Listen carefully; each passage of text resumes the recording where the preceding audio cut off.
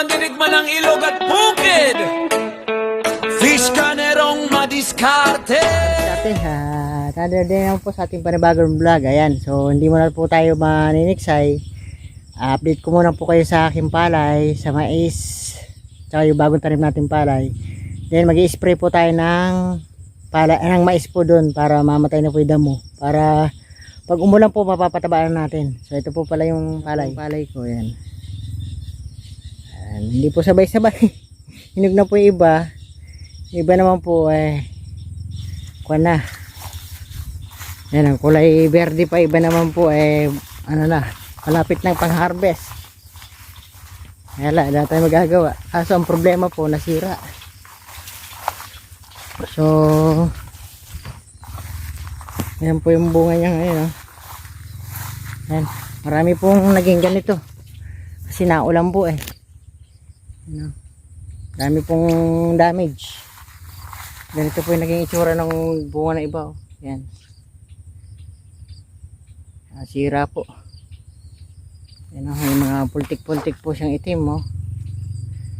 Ayan, tayo magagawa. Dami weeds po yung bunga niya. Madali ng dati alam ko anong sumira. Sana po maganda pa rin po anihin natin kahit po naging ganito yung bunga. Kasama ko po yan, ako pala andun. Damage po. Hinog na. Ano tayo magagawa? Kasi tinamaan po sila ng hindi na po nakayuko yung uhay. Damage po. Ang dami pa pong lumalabas kaso may mga tama. Wala po tayo magagawa.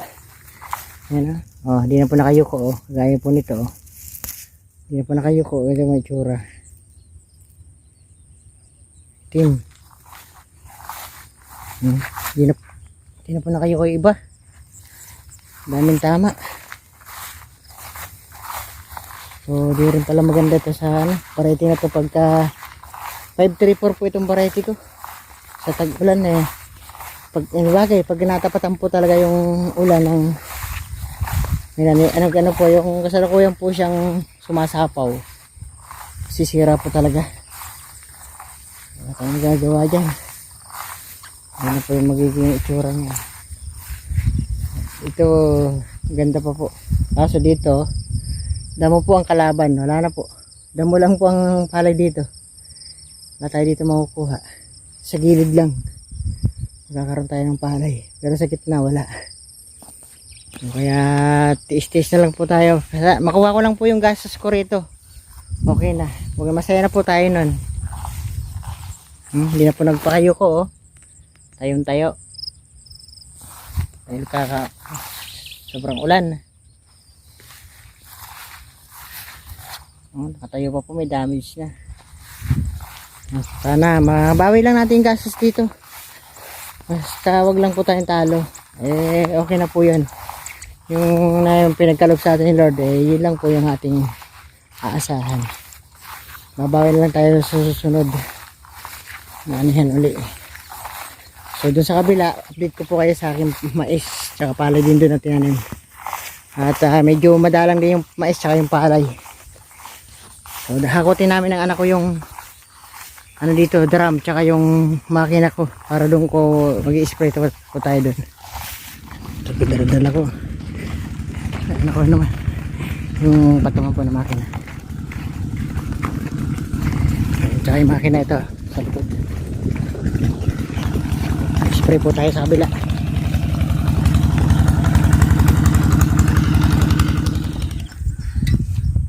Sige po na po tayo. Higa mo. Yan. Yan mga kariskarte. Taigi muna tayo tubig. Meron tayo pang kasi wala pong kuhanan dun. Wala po yung makina natin dun.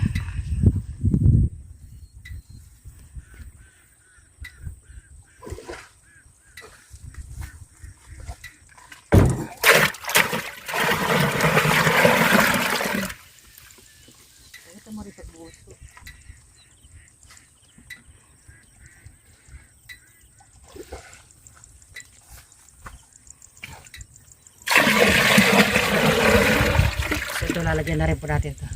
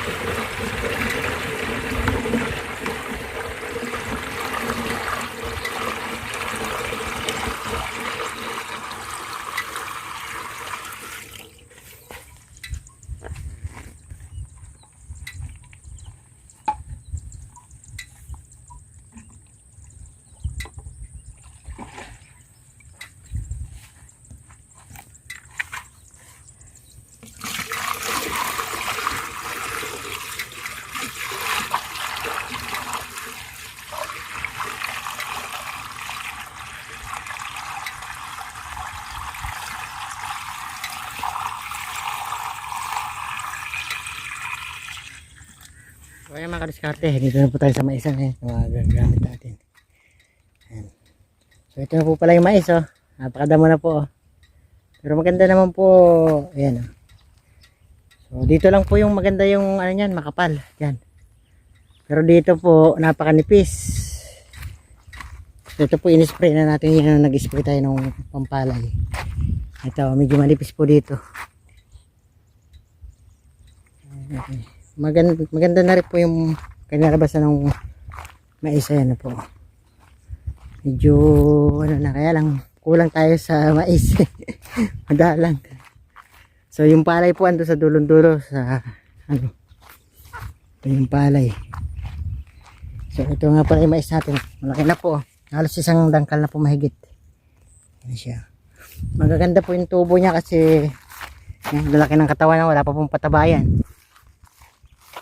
Mga kaya dito kaya sumablay siguro dahil nga dito po yung mga ano umipon-ipon po yung ano sa mga duluhan, kaya siguro madalang yung naging kanya. Yan yung damo pa naman nito yung saluyot po. Yan. Kailan maagad po natin yan. Ito po pala yung palay oh. Medyo okay na yung palay natin, tumubo na. So nasa isang hektarya din, halos isang hektarya din po itong palay na to. Yan na po yung palay oh. Yan. So kailan ma-spray po natin to para hindi na po, kaya lang ito po yung mga palay. So madamo nga lang po dito, kulang tayo sa in-spray dito, pero kaya naman natin patayin yan. Bumili tayo ng pamdamo dyan. Yan. Yan po yung palay. So yung palay nasa 5 to 5 days na po yan. So itong mais po is nasa 12 to 13 days na po. Itong mais yan. Ito na po. So yan, mag-spray na po tayo para naman po hindi tayo masyado abutan ng sobrang init. Okay mga kadiskarte, ito po yung duluhan. Ito po yung duluhan. Ay nakano pala,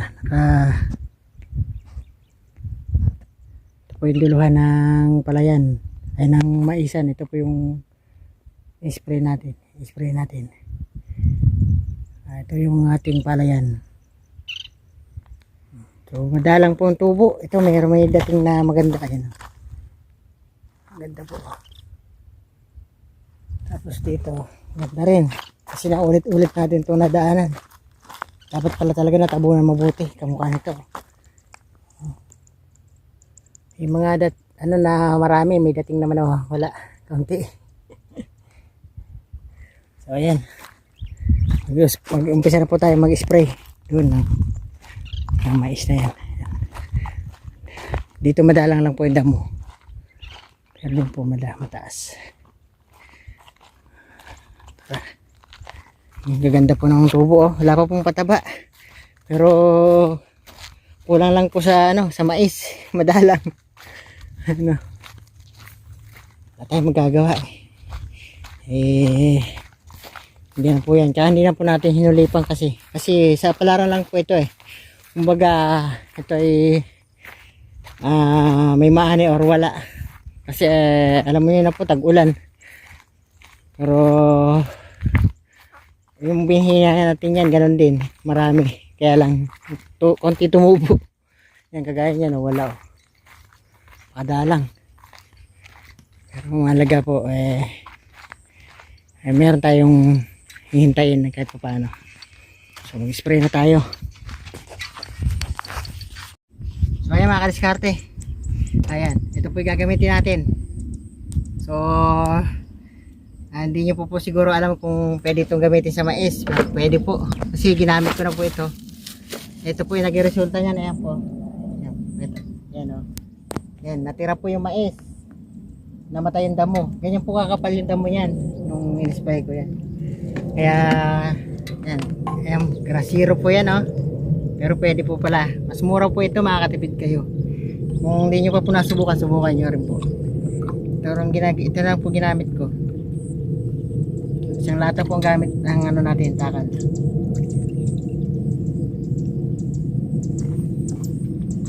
Hindi naman po maapektuhan yung palay nyo.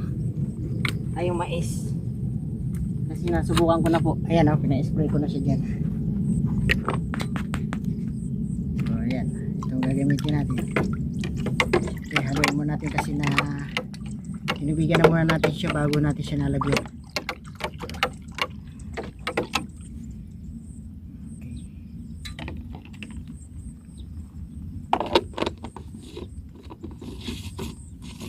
Gamit natin 3 nozzle para mabilis. Mas mabilis po tayo makakasadsad. Kasi halos nasa isang hektare din po itong pinaniman ito. Tsaka mahaba-haba, malayo-layo yung ano niya. Pwede mo ito igilid yung iba. Iba naman na sa akin to dito.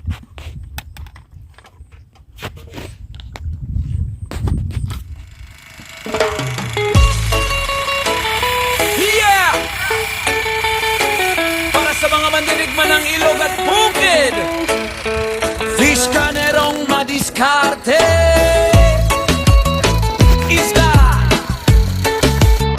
palay, mais, lahat pinaghihirapan. Let's go! Maagang gumigising bago pa sumikat araw. Bitbit ang panat fish kung sa ilog agad galaw. Agos man ay malakas, hindi basta uurong. Diskarte sa buhay kahit hirap tuloy tulong. Sa ibabaw ng tubig tahimik ang laban. Isdang lulutang agad inaabangan. Iksay kung tawagin tamang tira sa isdang dadan. Kapag may huli na saya abot hanggang langit. Hindi lang sa ilog ang buhay umiikot. Sa bukid naman pawis ang siyang ipinumuhos. Nagtatanim ng palay mais sa kabukiran. Habang umaasa sa biyayang darating balang araw. Canerong madiskarte, hindi sumusuko sa hirap ng buhay. Sa ilog at sa palaging handang lumaban para sa pamilya at pangarap na inaasam. Fish canerong madiskarte, sipag at tiyaga ang tunay na puhunan. Kahit pagod ang katawan sa magapong laban, ngiti pa rin dala hanggang kinabukasan. May palaisdaan ding inaalagaan, bawat isda'y parang gintong kayamanan. Pinapakain araw-araw ng may tiyaga, dahil alam niyang balang araw may bunga. Hindi lahat nakikita ang tunay na sakripisyo, yung puyat at pagod na tinatago sa puso. Pero sa bawat tagumpay may dahilan kung bakit. Kaya kahit mahirap tuloy pa rin ang kapit. Sa baryo kilala bilang taong masipag. Kapag may problema diskarte agad ang sagot. Hindi mayaman pero busog ang pamilya, dahil marunong lumaban kahit salat sa biyaya. Ilog man o bukid, buhay ay iisa. Kapag may sipag ka di ka mawawala. Hindi kailangan ng marangyang simula, basta't pursigido maaabot ang liga. Fish canerong madiskarte, lumalanggoy sa pangarap na walang... Eh mga kadiskarte, nayari na po natin lahat. So naligpit na rin natin yung gamit. Yan na po yung gamit. Yun. Kasi naka-ready na po yung anak ko. Uwi na kami. Ayan. Nag-iwan ako ng tubig. Iwan ko po yung drum. Ayan, kasi mag-i-spray pa tayo ng palay isang araw. So, dinala lang natin ito. Iwan ko yung drum. May laman pong tubig. Tsaka yan. Yan na po kami. Yan.